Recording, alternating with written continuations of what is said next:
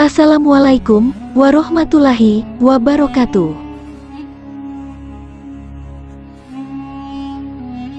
Pria tak ubahnya seperti virus yang tak tampak oleh mata, namun dapat membunuh jasad dan mata hati manusia.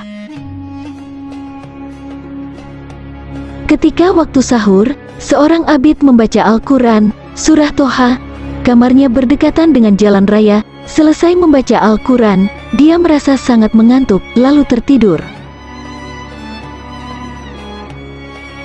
Di dalam tidurnya, ia bermimpi melihat seorang lelaki turun dari langit membawa sebuah Al-Quran. Lelaki itu datang menemuinya dan segera membuka Al-Quran di depannya. Dibukanya surat Toha, dan dibukanya halaman demi halaman. Abid melihat setiap kalimat surah yang dibacanya dicatat 10 kebajikan sebagai pahala bacaannya, kecuali satu kalimat saja yang catatannya ditiadakan pahalanya. Lalu ia berkata, "Demi Allah, sesungguhnya telah aku baca seluruh surah ini tanpa meninggalkan satu kalimat pun, tetapi mengapa catatan pahala untuk kalimat ini ditiadakan?" Pria itu berkata, "Benar apa yang engkau katakan, engkau memang tidak meninggalkan kalimat itu dalam bacaanmu tadi. Malah, untuk kalimat itu telah kami catatkan pahalanya. Tetapi tiba-tiba kami mendengar suara yang menyeru dari arah arsy, hapus catatan itu dan gugurkan pahala untuk kalimat itu. Itulah sebabnya kami menghapusnya." Dalam mimpinya itu, Abid menangis dan berkata, "Mengapa hal itu dilakukan?" "Hal ini disebabkan karena engkau sendiri. Ketika membaca surah itu tadi, seorang hamba Allah melewati jalan di depan rumahmu. Engkau sadar hal itu, lalu engkau meninggikan suara bacaanmu agar didengar oleh hamba Allah itu. Kalimat yang tidak ada pahala itulah yang telah engkau baca dengan suara tinggi itu." Kemudian Abid terbangun dari tidurnya. Sontak Abid beristighfar, "Sungguh licin virus ria menyusup masuk ke dalam kalbuku, dan sungguh besar celakanya. Dalam sekejap mata, ibadahku dimusnahkannya."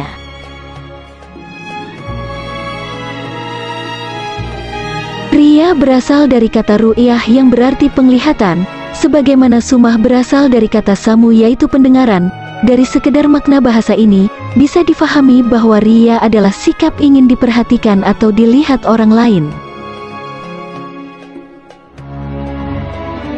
Dasar perbuatan ria adalah untuk mencari penghargaan, pujian, kedudukan atau posisi di hati manusia dalam suatu amal kebaikan atau ibadah yang dilakukan. Dikarenakan begitu tidak ketaranya, keberadaan ria sering luput dari pengamatan dan perasaan seseorang, sehingga ada yang mengibaratkan bahwa ria lebih halus daripada seekor semut hitam yang berada di atas batu hitam di tengah malam yang gelap gulita. Keberadaan ria dalam suatu amal amatlah berbahaya. Ria dapat menghapuskan pahala dari amal tersebut. Ria disebut sebagai penyakit yang bersifat lembut, namun berdampak luar biasa, masuk dalam hati secara halus, sehingga kebanyakan orang tak merasa telah terserang penyakit ini. Selain berbahaya, ria juga disebut sebagai syirik kecil. Nabi Shallallahu Alaihi Wasallam sangat khawatir bila penyakit ini menimpa umatnya. "Sesungguhnya yang paling ditakutkan dari apa yang saya takutkan menimpa kalian adalah asyirkul asgar, syirik kecil." Maka para sahabat bertanya, "Apa yang dimaksud dengan asyirkul asgar?" Beliau Shallallahu Alaihi Wasallam menjawab, "Ar-riya." Hadis riwayat Ahmad dari sahabat Mahmud bin Labid. Beribadah kepada Allah merupakan hak Allah Subhanahu wa Ta'ala yang bersifat mutlak. Ibadah itu murni untuk Allah Subhanahu wa Ta'ala, tidak boleh dicampuri dengan niatan lain selain untuknya, sebagaimana peringatan Allah Subhanahu wa Ta'ala dalam firman-Nya.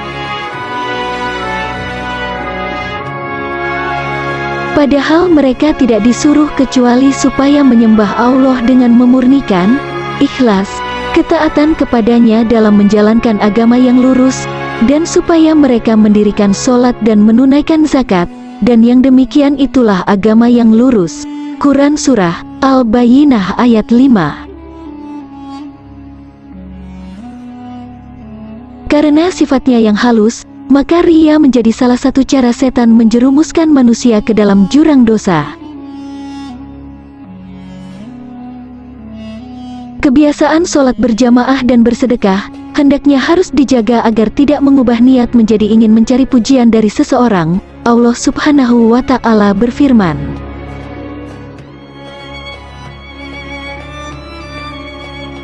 "Hai orang-orang yang beriman, janganlah kalian menghilangkan pahala sedekahmu dengan selalu menyebut-nyebut dan dengan menyakiti perasaan si penerima, seperti orang-orang yang menafkahkan hartanya karena riya kepada manusia, dan tidak beriman kepada Allah dan hari akhir." Quran Surah Al-Baqarah ayat 264.